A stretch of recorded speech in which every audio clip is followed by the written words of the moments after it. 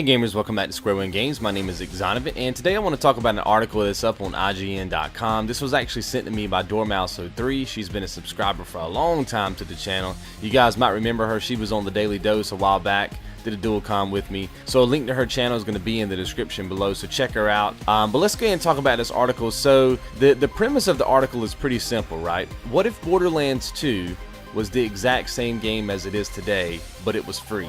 Now, don't get hung up so much on the Borderlands 2 part. That's just an example. But imagine any game, right? Assassin's Creed Black Flag coming out, Watch Dogs, any of those games. What if they were free? What if they didn't cost $60? Now, the way that this would work, according to the article, is that there would be an online economy that would be generated, right, by the community who gets that game for free.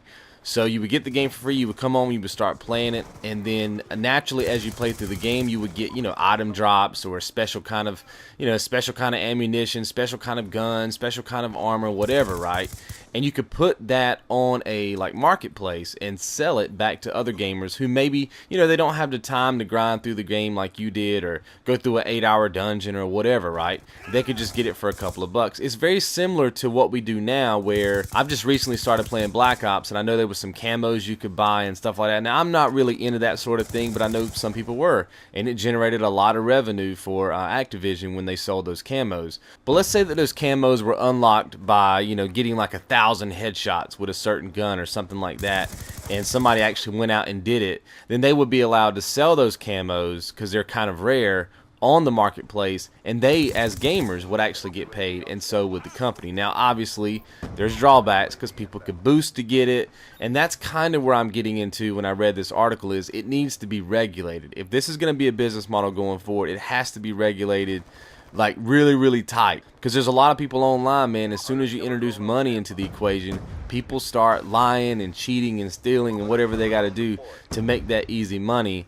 And I don't like that part of it, and I think it would become that if it's not regulated. Now, the major concern for me is how much money am I going to end up spending to actually play this game, because nothing in this world is free, right? Even though it says free to play, it is free to play, but it doesn't mean it's free to actually experience the game, I think that the real concern we have to have is how rare are some of the items in the game going to be at that point. Like, the developers are going to have to make things rare that maybe would have normally been like a natural progression of the game in order to get people to get on this marketplace and sell this stuff. Now, the biggest incentive here is the fact that you can make money. So to kind of offset my own little argument right there, if let's just say that a normal game is 60 bucks, I'm getting it for free, so I've already saved $60, and then while I'm playing through the game, I spend, let's say I spend 60 bucks on some weapons I find on the marketplace and stuff like that. But in the meantime, I'm actually out farming rare stuff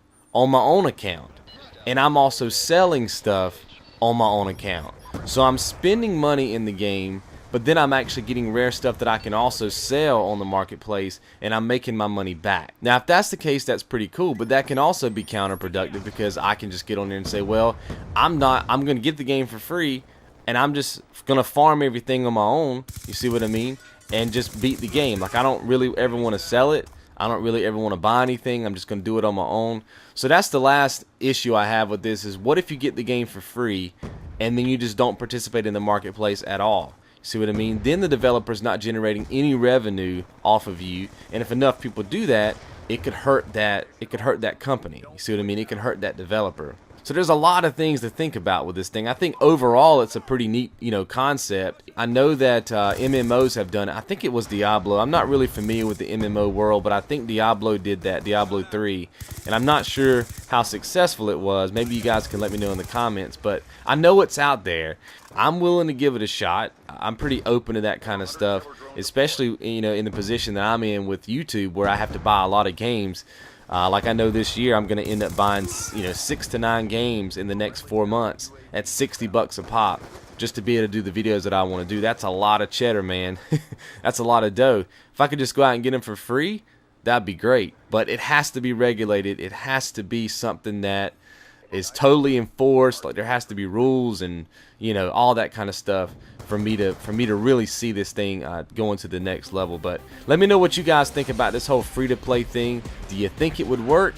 And do you think it would work on consoles? That's the bigger thing. And I will see you guys in tomorrow's dose. You guys be good.